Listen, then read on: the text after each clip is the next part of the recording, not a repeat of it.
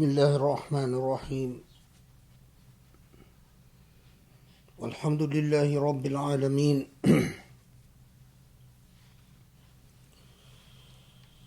وأشهد أن لا إله إلا الله وأن محمدا عبده ورسوله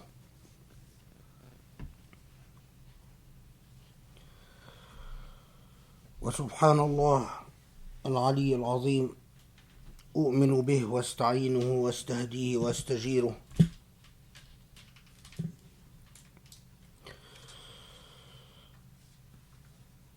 ولا إله إلا الله وحده لا شريك له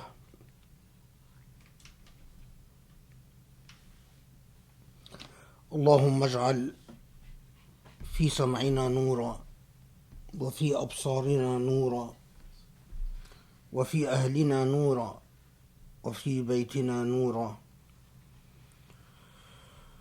اللهم اجعل في أمتنا نورا وفي كلامنا نورا واعظم لنا نورا يا رب العالمين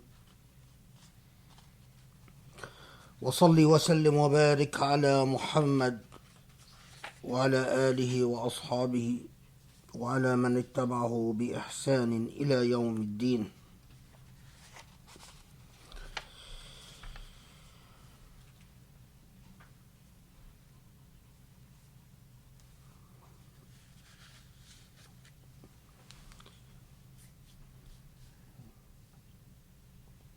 قال الله في محكم كتابه يا أيها الإنسان إنك كادح إلى ربك كدحا فملاقيه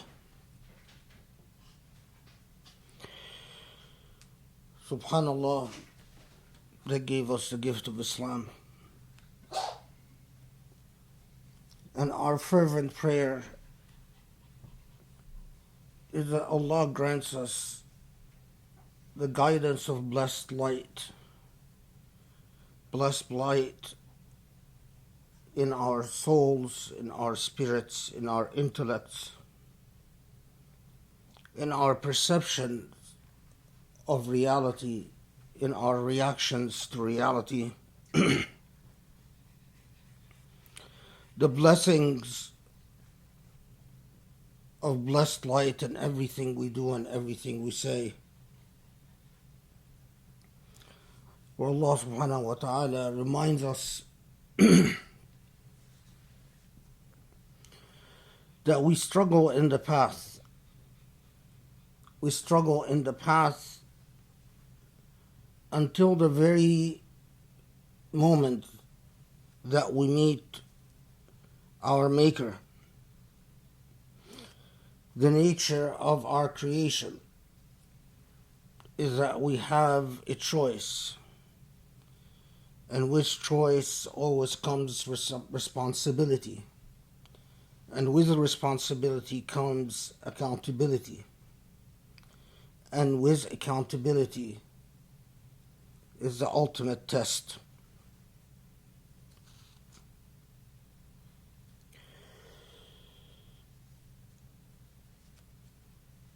Today is the 2nd of Muharram,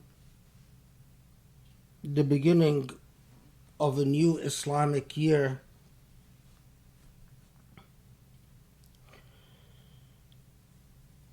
With everything that entails. At a very minimum, that we always think about, as the Quran consistently reminds us, that we always think about the legacy we've left behind in the years that passed and in the years that was just completed, and that we also think about the trajectory of our future and where we are going from the moment onwards. An important note here, because of the way that we Muslims have forgotten so much of what was basic and elementary in the Islamic tradition.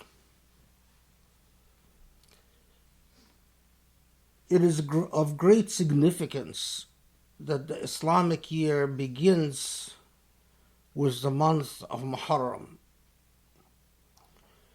a month in which you start the year with a strict prohibition against everything that is conducive to rancor, struggles, fights, violence, and also a month, which is something that is quite often forgotten, in which sinning, committing major sins, is a more serious offense than the same act would be in a different month. So the months of Muharram, and I know that again, Muslims in the modern age often do not raise their children with this, so it has become alien to them, or at least many of them are surprised by it. But for centuries and centuries, it was basic, and it was something that every Muslim knew as elementary in their faith, until Muslims lost their sovereignty and their autonomy over time, the way that they would dispense with time in their own affairs. But the month of Muharram is a month in which acts of sin are considered more serious if committed in this month, because it is not just حقوق العباد, the rights of other human beings, that are rendered more sacrosanct in this month, but also حقوق Allah, the rights of God, are rendered more sacrosanct in that month. It is also a month in which Muslims are enjoined and commanded to work very hard at resolving their differences and their conflicts, and anything that would rip apart the social fabric of society.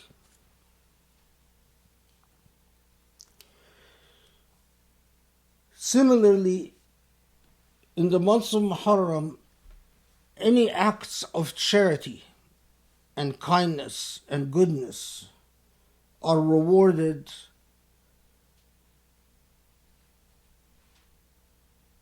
far more seriously and significantly than other months. So Muharram in the Islamic tradition is often described as the month of bounties, or the month of goodness, because of the fact that you are rewarded for the same act of goodness far more significantly than in other months.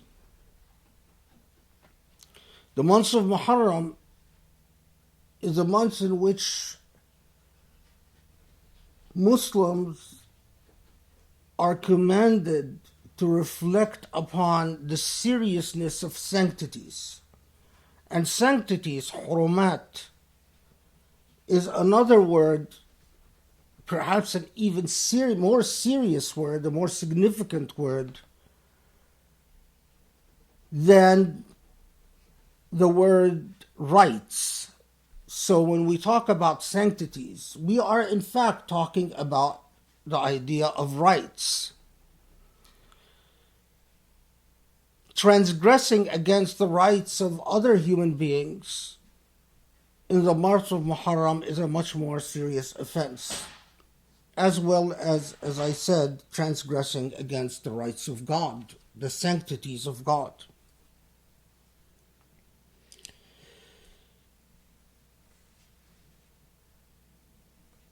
Month of Muharram is a month in which Muslims are supposed to work fervently at strengthening the ties and the bonds that hold the ummah together.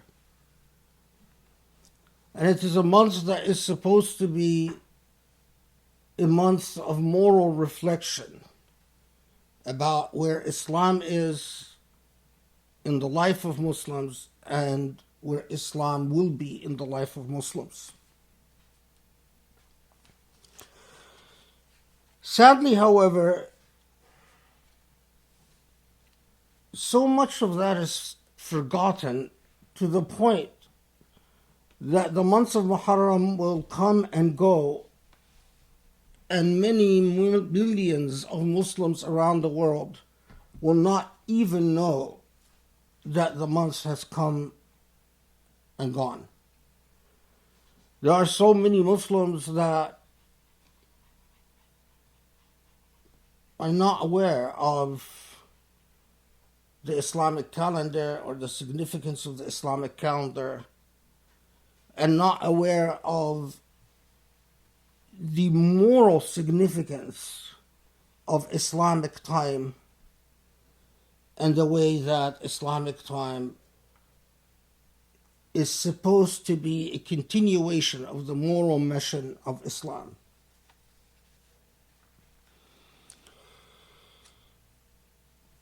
It is not a coincidence. It is not a coincidence, in my opinion, that the disaster of the killing of the Prophet ﷺ's grandson, Imam Hussein radiallahu anhu, occurred in this month. If you read the development of a part of Sharia law that, again, among the forgotten parts of the Islamic tradition in the modern age, known as Ahkam al-Bugha, or the laws that regulate what to do about dissent and rebellion within the Islamic state.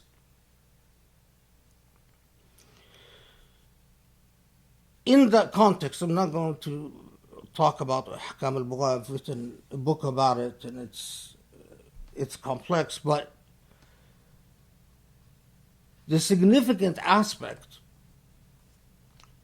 it is as if Allah willed, and in fact that's what a lot of Muslim jurists say, that Allah willed to teach us through history, through the martyrhood, the martyrdom of the Prophet's grandson, Imam al-Hussein, about how wrong things can go if Muslims do not learn to sanctify what God has sanctified and what God has commanded Muslims to sanctify.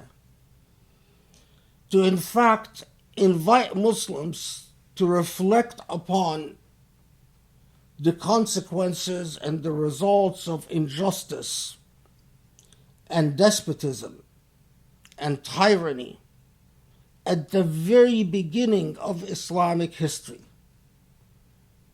It is as if the martyrdom of Imam al-Hussein, the Prophet's grandson, is there to prosecute the Muslim conscience throughout history, to stand there as a testament to what the family of the Prophet ﷺ was willing to sacrifice to uphold a principle in Islam. And the principle in Islam is not a bloodline, is not the issue of a bloodline, but it is the issue of substantive justice as a moral value in the Islamic Ummah. And also the principle that in the Muslim Ummah, people should be ruled according to the principle of shura, the principle of consultation and choice, and not according to a tribal affiliation or an aristocratic class that dominates because of its financial power. If you recall, Imam al-Hussein radiallahu anh rebelled against or stood against the Umayyad dynasty that ruled the Islamic Empire at the time. And the reason that Imam al-Hussein rebelled against the Umayyad dynasty was because this Umayyad dynasty, the basic structure of the Umayyad dynasty was the old Qurayshi aristocracy that had converted to Islam late in the game and ruled as a clan, very much like old Arabic politics. As a clan, it ruled the Islamic Ummah and ruled by ingeniously managing financial resources. It paid those who are loyal to it well and punished those who are opposed to it. Imam al-Hussein stood for a very simple principle, that it is not the wealthy that are entitled to govern and rule. And it is not a particular clan or an ethnicity or a race that is entitled to rule. But it is the popular will of the Ummah. While Imam al-Hussein did not have the financial resources, did not have the dirty politics on his side, what he did have was the principle, the moral principle, the ethic. And I think most historians agree that Imam al-Hussein knew that his rebellion, at some point, Imam al-Hussein knew that his rebellion is futile and knew that he is doomed to be defeated. And he probably knew, there is so much evidence that he knew that he's even going to be martyred in the process. But he still went ahead with the rebellion. And over the years, I have become convinced that he went ahead with the rebellion and accepted martyrhood simply to make a point for Muslims throughout history. And the principle that he made for Muslims throughout history is that justice is most sacrosanct of all. as sanctified and sacrosanct as the month of Muharram is, and as important as all the technical legalities are,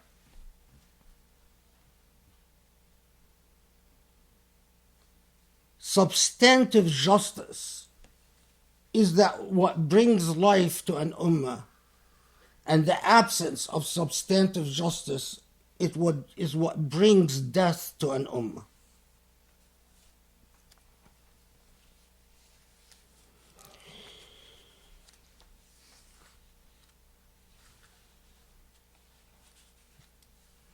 I wish it was possible to simply reflect upon history and theology and ignore the realities of our modern moment, because our modern moment is often not so pleasant. But that would itself be the type of sin that Imam Hussein radiallahu anh martyred himself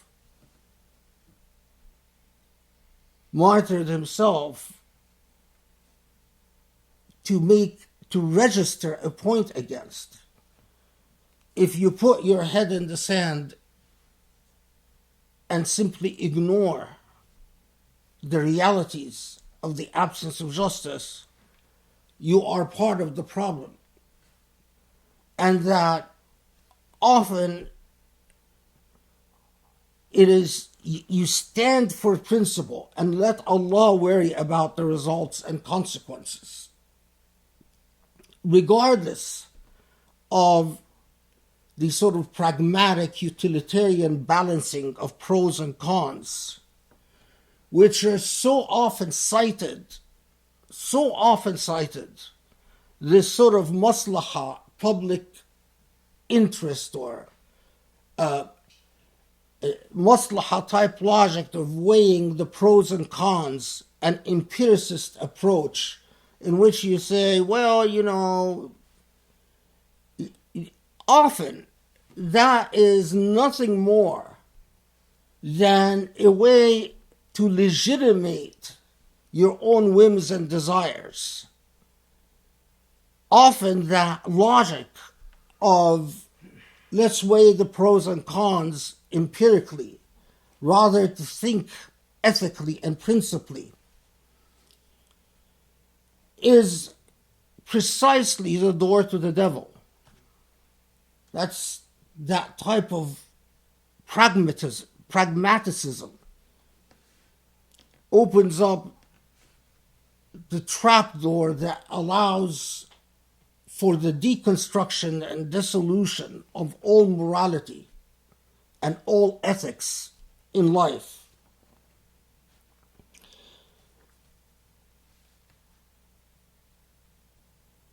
We can't bury our head in the sand. We can't ignore the realities that surround us.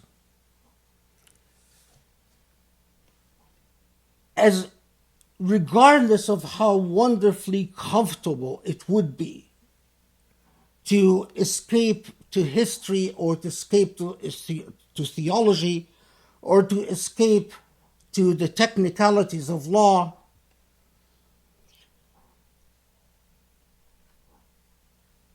it would defeat the very nature of our religious mission that Allah has entrusted us with. In this context, I want to flag a few things. And in my view, they're all interconnected.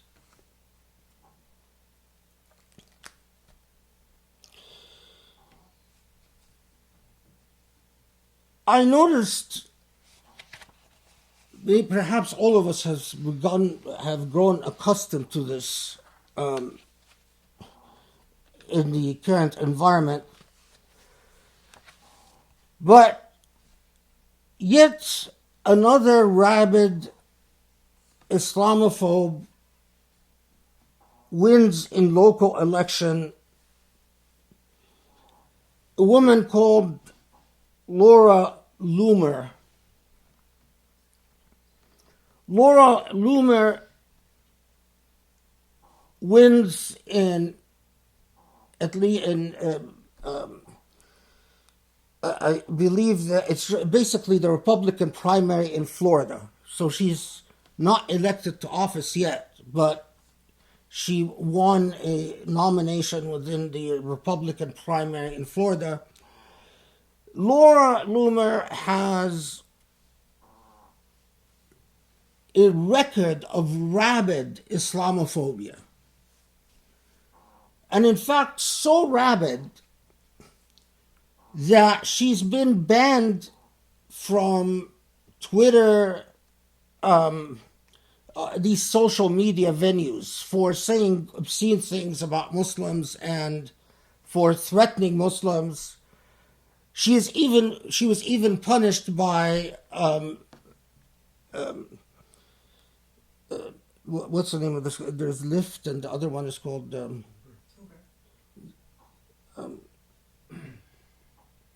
I can't hear it.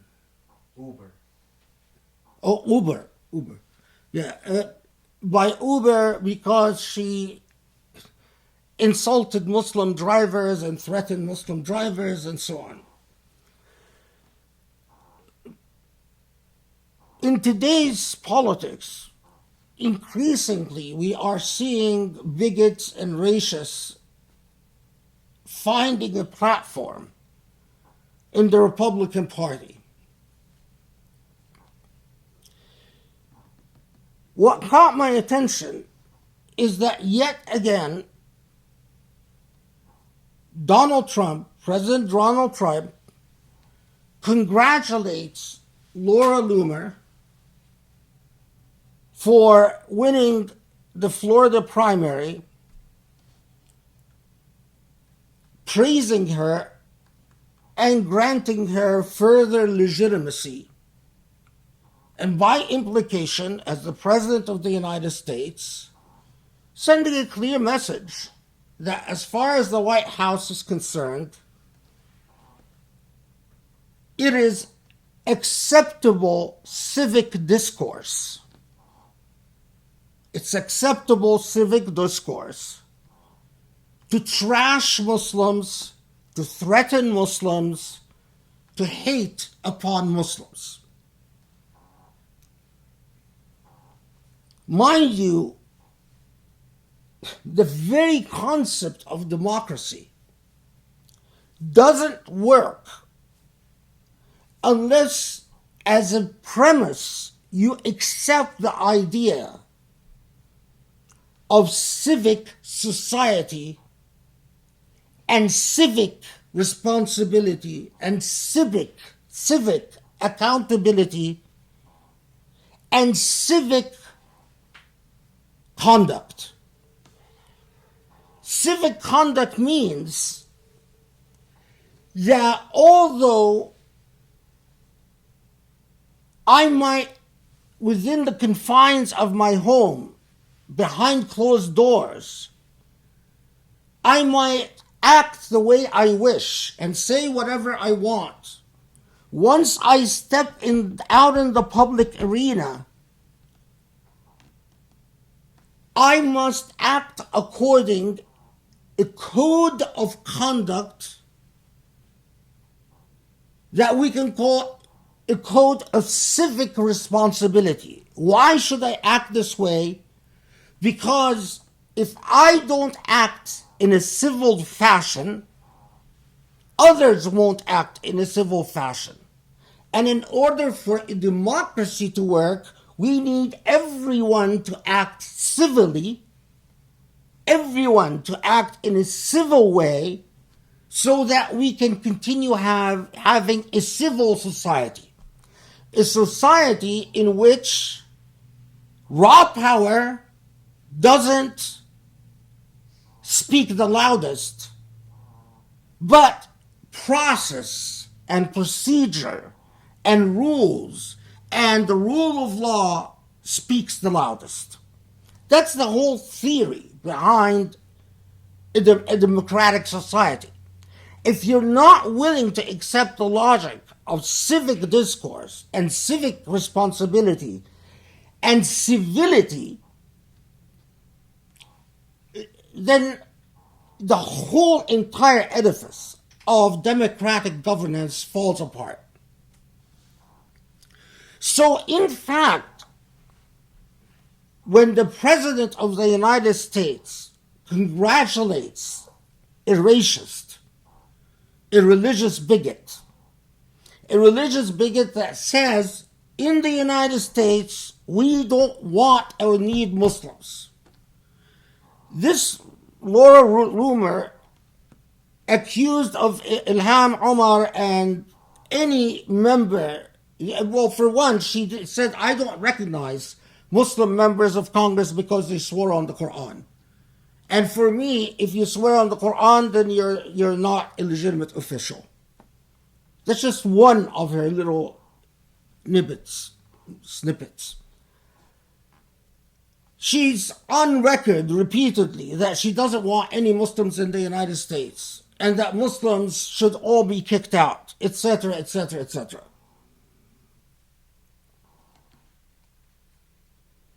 But guess what? We all know that Trump, since coming to power, has been doing this. He's been congratulating racists and bigots. In fact, embracing and celebrating Islamophobes and making it clear that as far as he's concerned, Muslims have a right to live as long as it is not in the United States and as long as they're not a part of Western civilization and as long as they are subservient and inferior to superior people to them like Europeans and Israelis. So Trump has been very clear from the very beginning. Okay.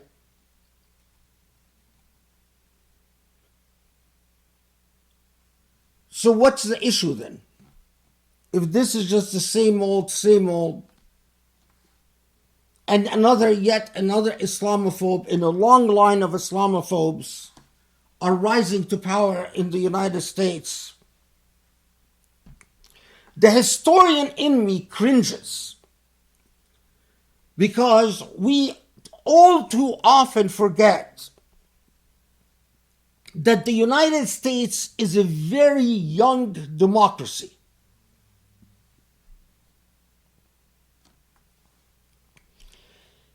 And a very flawed democracy at that. The United States has not been able to break the cycle of a two-party system which entrenches the corruptions of power and which facilitates the rise and entrenchment of a political elite that becomes very much like the Meccan aristocracy of the Umayyad Empire. People who rule by virtue of their privilege, not by virtue of their ideas. If you take a very young democracy and a very flawed democracy, and you track the rise of people within this democracy who are far more committed to their bigotry and to their racism and to their classism than to the ideal of democracy, what does that tell you? It spills trouble. It translates into a serious threat to the survival of this democracy and to every relatively disempowered or not as empowered class within this democracy. I am scared that with the rise of people like Loomer and the Tea Party earlier, and of course Donald Trump himself, and people, the guy who was just arrested, Steve Bannon, that the United States that I got to know in my lifetime will be a very different United States in the life of my child. That the day will come where either my children or my grandchildren will not feel safe as human beings to raise their children.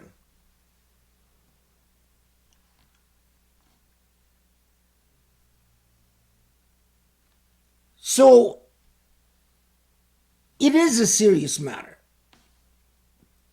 even if it's not a novel matter. But this is not yet, for me, the crux of the issue.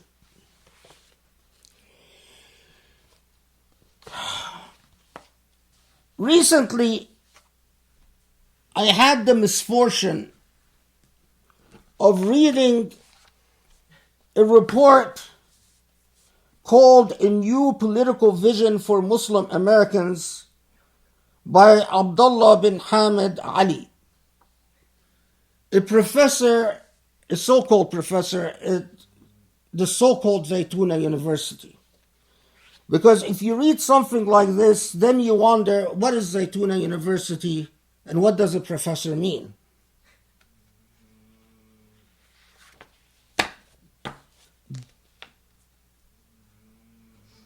If an undergraduate wrote a paper in one of my classes like this,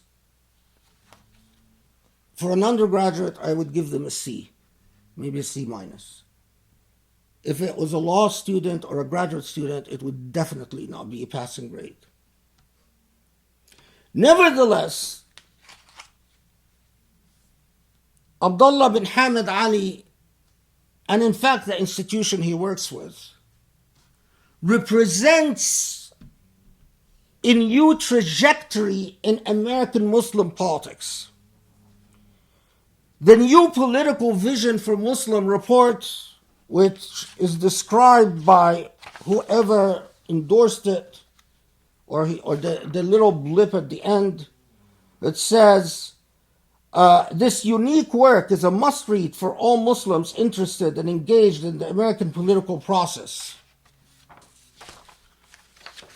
A must-read, perhaps as an example of muddled thinking and what a poor education does to the human intellect. The basic argument is that Muslims should be practical and pragmatic and not be opposed to Trump simply because Trump trashes Islam or bans Muslims. And that, look, isn't it better to have someone who's honest in saying that I hate Muslims rather than have a president who engages in the language of educated people, engages in the dynamics of civic discourse by perhaps believing one thing and acting publicly in a different way. Now, of course, the idea of civic discourse doesn't occur in this report. I doubt that the writer is even aware of it. But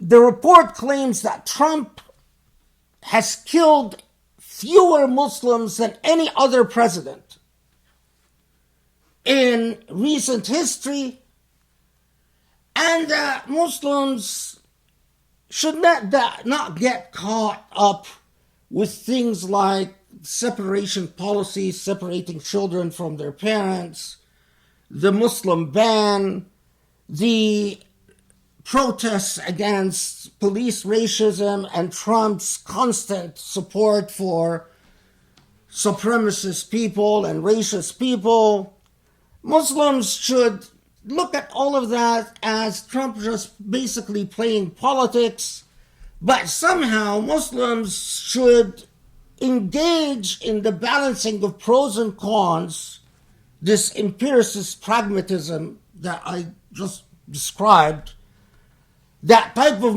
raw maslaha analysis rather than ethics and values, and then they will see that when all is said and done, Trump is actually good for them.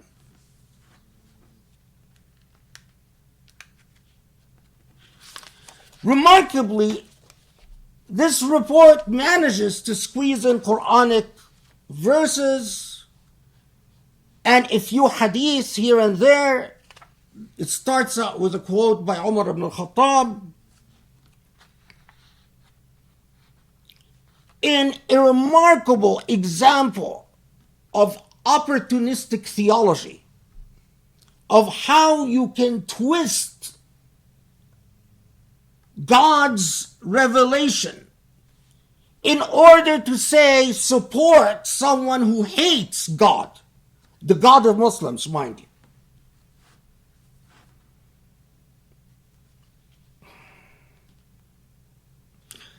I want to ask you this. If the Prophet ﷺ came today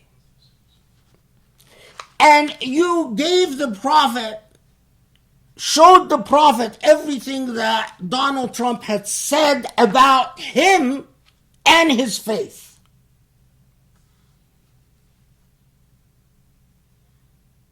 and showed the Prophet ﷺ that this man has supported people like this Linda woman and Bannon before him and a whole line of Islamophobes,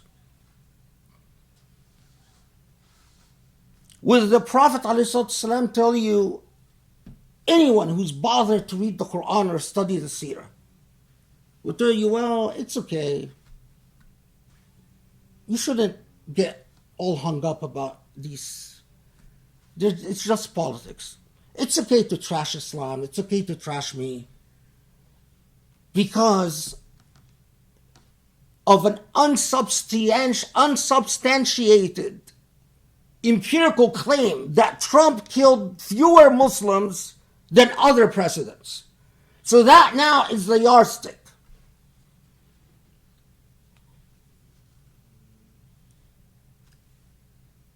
Can anyone seriously claim that the Prophet ﷺ would say, it's okay. Yeah, go ahead, support them. It is okay to give them your wala, your support. We have gone from aqidat al-wala wal-bara, the insanity of aqidat al-wala and bara in Wahhabi theology, which basically said you shouldn't befriend or be nice to Jews or Christians or non-Muslims, to the other extreme pole, the insanity that we see represented by this report in New Political Vision for Muslims, where it basically says, let them insult you, let them hate you, let them imprison you, let them ban you. It doesn't matter. It's all fine with God. Is the issue that some guy wrote yet another report? Well, this same guy wrote an equally repulsive thing about the mass protests against police brutality and Black Lives Matter before. But that's not the issue. That is not the issue. The issue, again,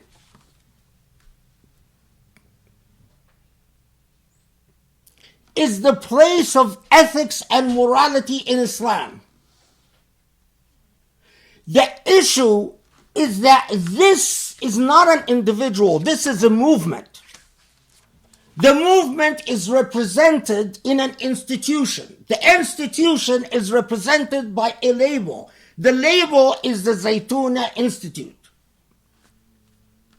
And the Zaytuna Institute is represented by a figure, Hamza Yusuf. And Hamza Yusuf is represented by another figure, Bin Bayya.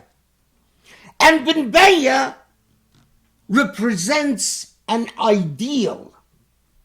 And the ideal is supposed to be Sufism, but it is not Sufism. It is opportunism. Hasha lillah that this be Sufism. This is raw opportunism. Why do we have a Muslim supporting Donald Trump and the Muslim ban and the racist discourse of Donald Trump and the racist policies of Donald Trump? Very simple. And I am perhaps the only Muslim around that will tell you right in your face what it is. Emirati money. Nothing else. Emirati money. If you're a Muslim and you're willing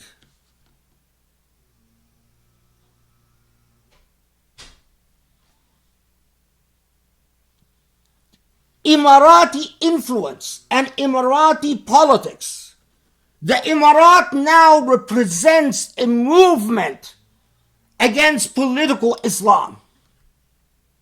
What they define as political Islam is really the Islam of care, the Islam of any impact, the Islam of any political organization, the Islam of any system of thought that thinks about issues like justice or race or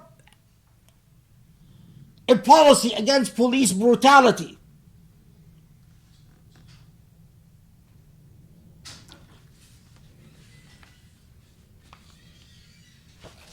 Now I remember, the same fellow is the guy who wrote something, a long tract trashing critical race studies, while it was clear that he's never read anything substantial in critical race studies. It's remarkable. Someone who's supposed to be an academic trashing a whole system of thought that he hasn't even studied. Regardless of whether you agree with critical race studies or not, that's not the point. Now, why is this significant?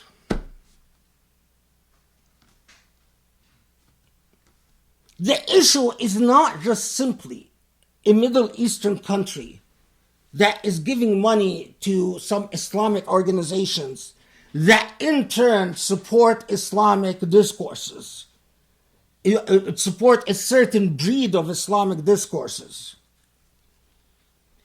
The issue is this.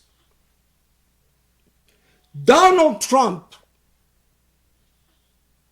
represents a historical moment of extreme political opportunism.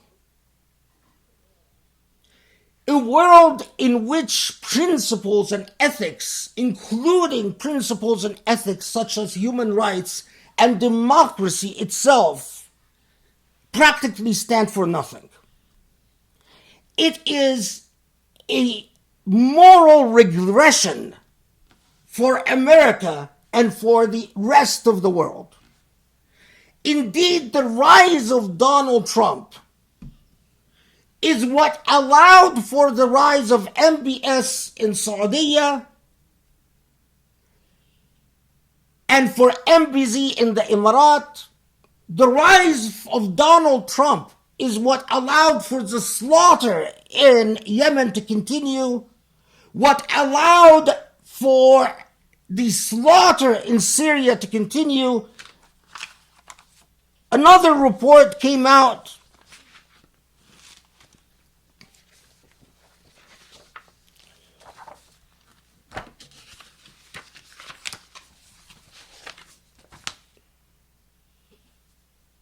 where now it's become clear that in 2015, Saudi Arabia and the Emirat played a pivotal role in inviting Russian intervention in Syria and ensuring the complete defeat of the Syrian revolution,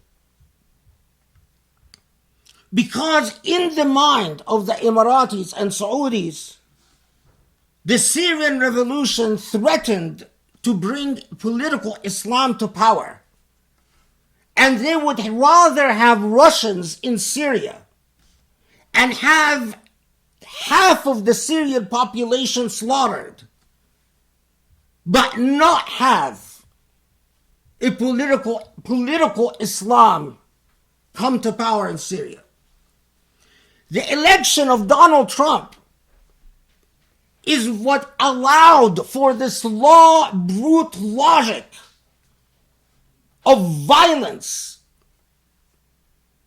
It is, let's not forget that it is the election of Donald Trump that moved the American embassy to Jerusalem, that empowered Kushner to marginalize the Palestinians completely and to tell Muslims forget about sovereignty over Al-Aqsa Mosque.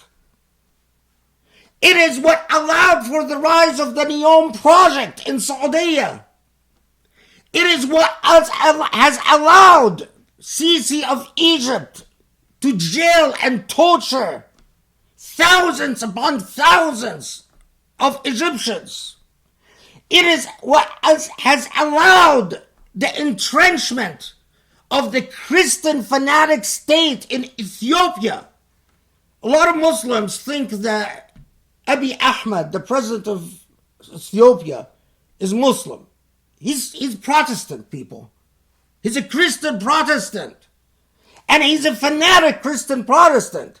That idiot Sisi who tells him, say, Wallahi, Wallahi, I will not hurt Egypt. Probably Sisi of Egypt didn't even know that Abiy Ahmed is not Muslim. Abiy Ahmed is a Protestant Christian who has a nationalistic project in Ethiopia that includes the persecution and destruction of mosques and persecutions of Ethiopian Muslims. That is why, under the auspices of Abiy Ahmed, Christian nationalism in Ethiopia has been on the rise. And because of how weak and spineless and toothless Muslims are, someone like Abiy Ahmed, who has murdered thousands of Muslims in Ethiopia, gets the Nobel Prize for Peace.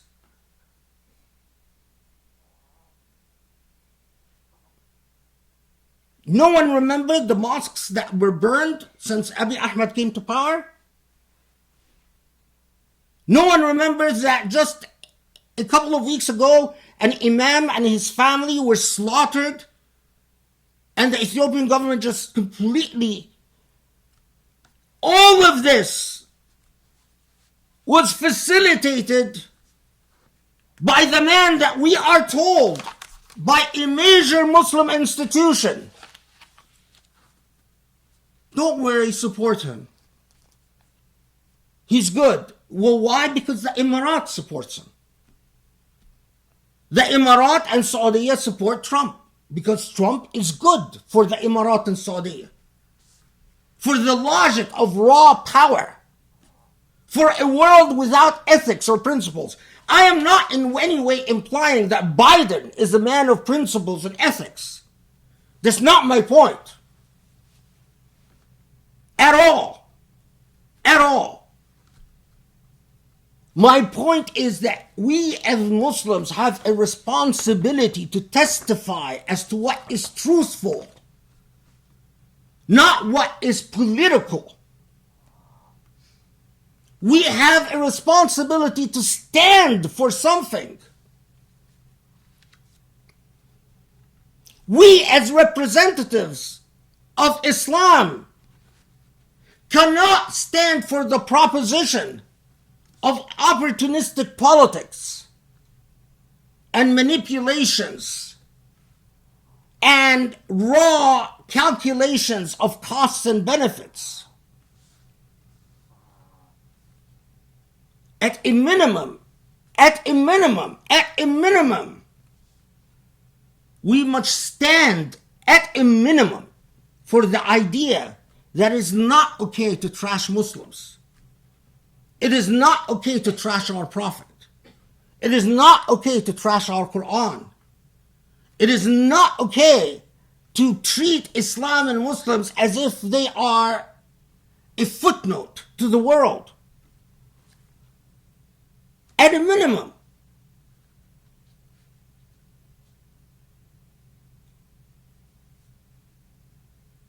Last khutbah, I talked about the so-called peace accords between the Emirates and Israel. What has happened since the last khutbah till today? Immediately after signing this accord with the Emirates, Israel has been pounding and bombing Gaza for now 10 days. And what is Netanyahu? Of course, it just so happens that Netanyahu has political problems because he's corrupt. Because he sold worthless weapons to the Egyptian army and received a hefty commission. And it just so happens that at the time that he is confronting the threat of prosecution, it just so happens that he remembers that the Palestinians need a thorough beating again. And his excuse is that the Palestinians are sending balloons across the borders that are incendiary balloons. They're causing fires. No, they haven't burned a single Israeli building or structure or habitat. They haven't even injured a single Israeli. But these balloons have caused fires in farms and in crops. Fires, by the way, that are the size of this living room. Is it a coincidence that every time Netanyahu has political problems domestically, he discovers that the Palestinians are a threat? And the unethical world that we live in that is so ready to accept the Israeli narrative. Not the Israeli, but the narrative of Netanyahu's government. So that Israel can bomb Gaza for over a week now, 10 days, since the accord with the Emirates, and you don't even find hardly a mention in the news. Even I checked Al Jazeera in English yesterday, and even the way Al Jazeera in English reports on it, it's like same old, same old. The Israeli army killing Palestinians again.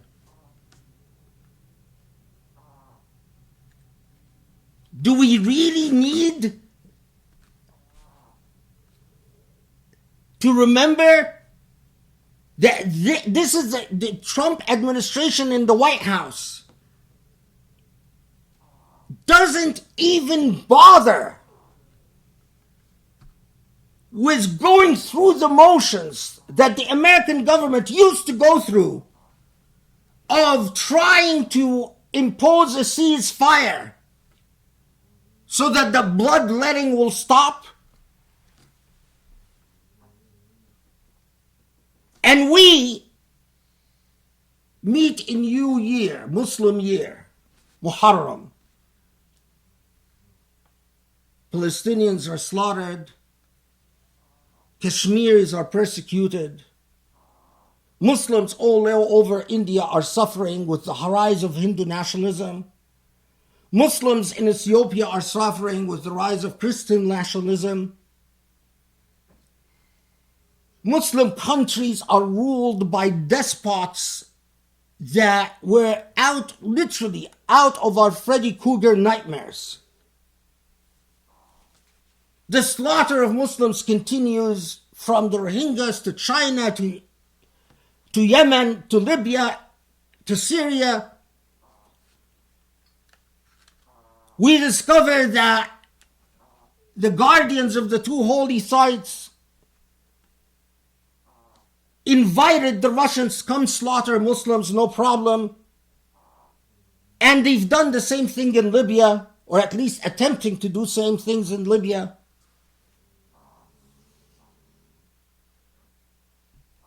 And all of that because the logic of Islamophobia rules the world. And where can you trace it back? You can trace it back to the person sitting in the White House. And then we have a major Muslim institution telling us, that's okay. It's okay to have an Islamophile in the White House. It's okay to have a racist in the White House. It's okay to have a bigot in the White House. It's okay to have a Christian nationalist in the White House. It's okay to have a white supremacist in the White House. It's okay. Smile to the new world. Embrace the coming of the new world. A world in which Muslims are demeaned and degraded and humiliated and despised and marginalized. And smile because your responsibility is to teach your children how to pray correctly and then die and go meet Allah.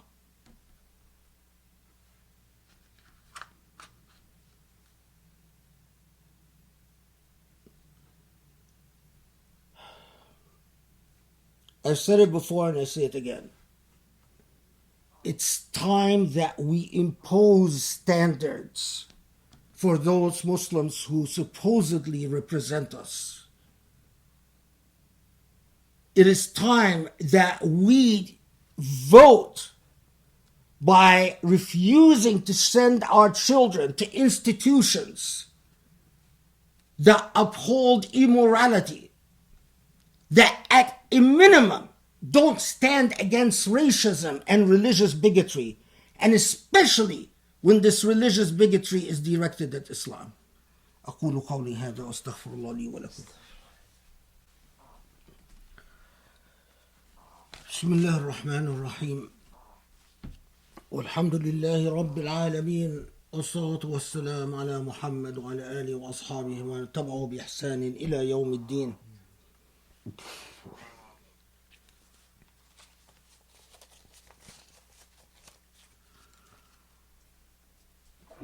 Some of you might wonder,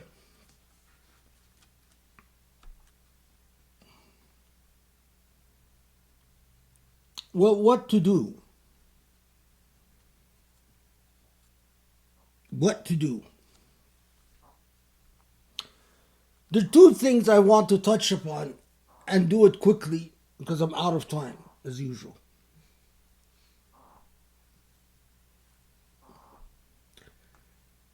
One,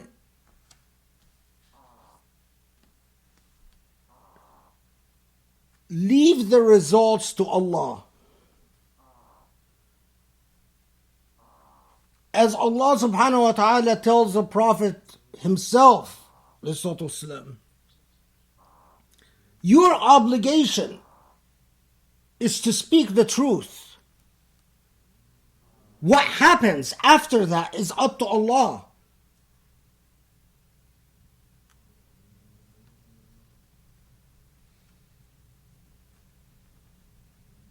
Your obligation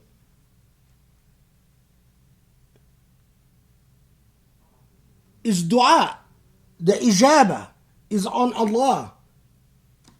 The hisab is on Allah.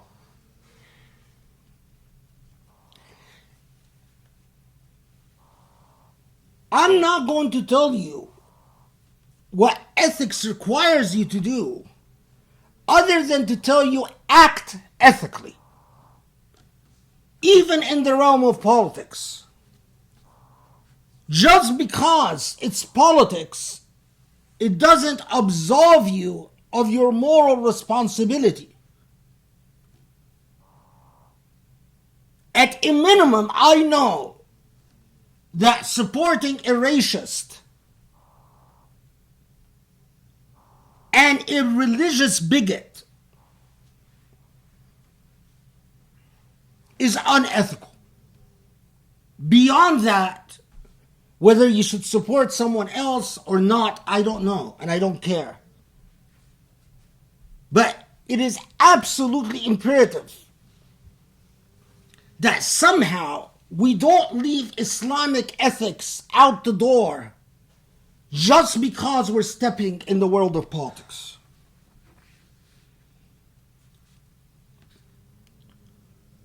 Second, and I'm going to leave this to another khutbah that perhaps I'll focus on this.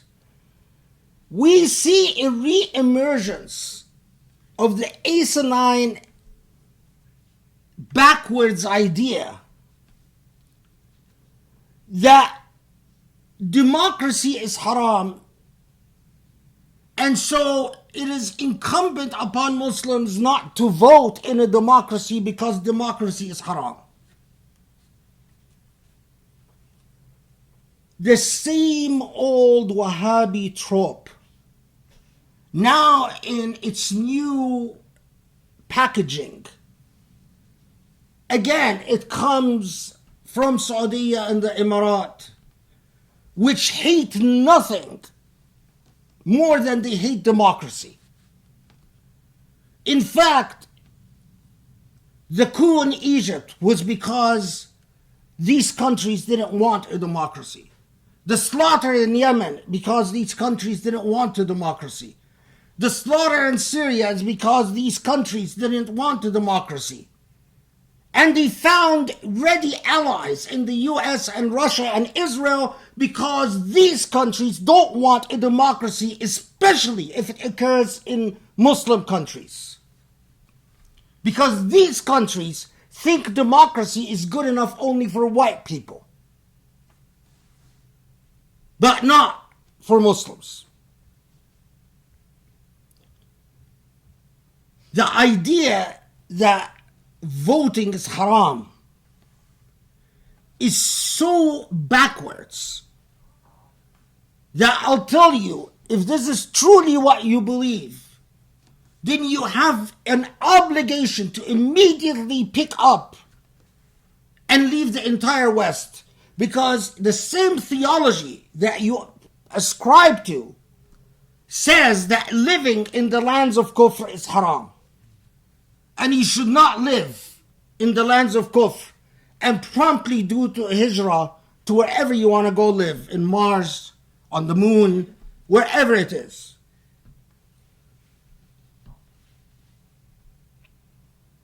But finally, and perhaps most importantly,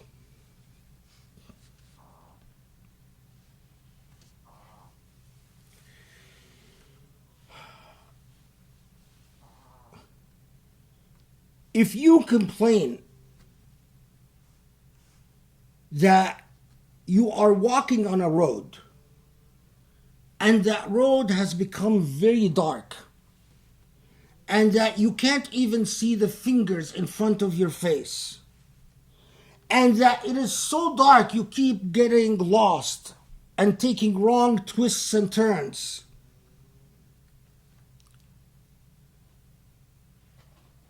and I remind you that in your back pocket you are carrying a flashlight, the most logical thing in the world is get out your flashlight, turn it on, and re-attempt to walk in that dark alley again. Well, Allah has given us that flashlight. And that flashlight in the back of our pocket, in that dark road, is the Quran. But we have become so backwards that we have forgotten, or we often forget that we are carrying a flashlight. But even when we remember the flashlight, we don't know how to turn it on. Because let's face it, the vast majority of us can read the Quran and can understand very little. The vast majority of those who teach the Quran in the West are woefully unqualified. I have started a new Quran tafsir project precisely because of this. And if you want to know whether the Quran can be intelligible to you, and if you want to know whether the Quran can speak directly to you, and whether the Quran can guide you personally in the affairs of your life, check out those new tafsir sessions. Try it out for yourself.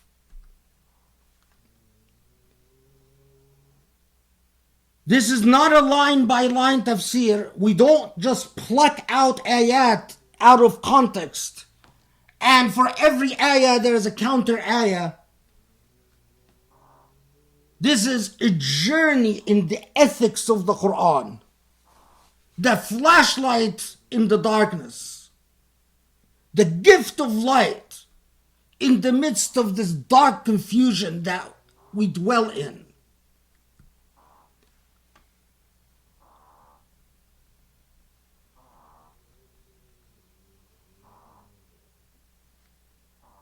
I can't think of something more worthy to do